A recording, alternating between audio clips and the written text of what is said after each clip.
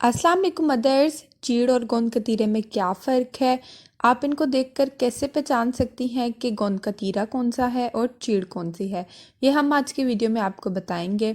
बहुत से लोगों को इनके बीच का फ़र्क समझ में नहीं आता क्योंकि ये देखने में सिमिलर ही लगती हैं, लेकिन आज की वीडियो में हम आपको इनका फ़र्क बताएंगे। तो आप हमारी वीडियो को एंड तक देखें, हमारे चैनल मदर डायरी को सब्सक्राइब कर लें, वीडियो को लाइक और शेयर कर दें। साथ में घंटी का निशान है, इसको भी प्रेस कर दें ताकि आपको हमारे आने वाली हर वीडियो का नोटिफिकेशन मिलता रहे। वीडियो के लिए 2000 लाइक रखे हैं। अगर आपको वीडियो पसंद आती है तो वीडियो को लाइक और शेयर भी ज़रूर किया करें। अपनी वीडियो को स्टार्ट करते हैं। सबसे पहले हम देखते हैं कि चीड़ और गोंद कतीरे में क्या फ़र्क है। पहले हम चीड़ का फ़र्क बताएंगे और फिर गोंद कतीरे का। ये स्क्रीन पर जो सामने आपको नज़र आ रही है, इसको चीड़ कहते हैं। इसका कलर ब्राउन होता है और ये स्मॉल पीसेस में मिलती है। इसके अलावा इसकी शेप कर्ल भी होती है, यानी घुंघराली सी शेप भी मिलती है।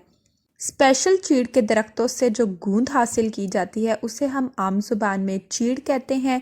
इसकी खसूसियत ये है कि इसकी शेप चेंज नहीं होती।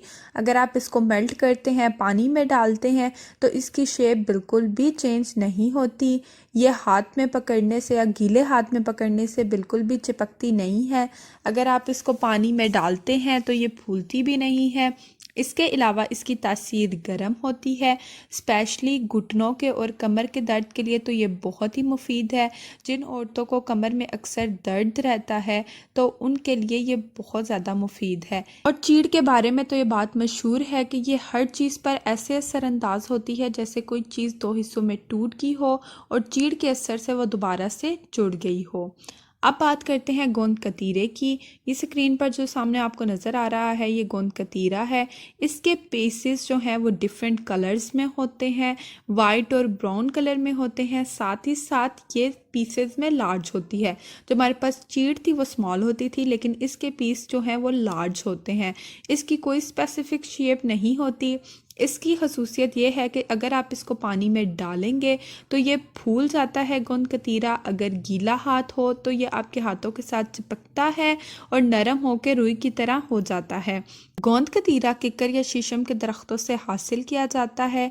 ये मुख्तलिफ मशरूबात में भी इस्तेमाल होता है क्योंकि इसकी तासीर बहुत ही ठंडी होती है।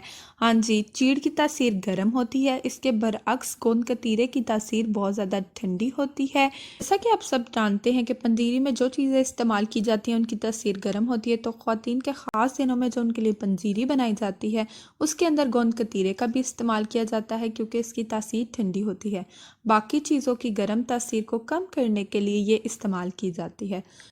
तो ये थी हमारी आज की वीडियो। उम्मीद करती हूँ आपको पसंद आई होगी। कमेंट बॉक्स में ज़रूर बताएं कि आपको हमारी वीडियो कैसी लगी। हमारे चैनल मदर डायरी को सब्सक्राइब कर लें, वीडियो को लाइक और शेयर कर दें, बेल आइकन भी प्रेस कर दें ताकि आपको हमारी हर वीडियो को नोटिफिकेशन मिलता रहे। अपना बहुत बहुत ख्याल रखें, हमें अपनी दुआओं में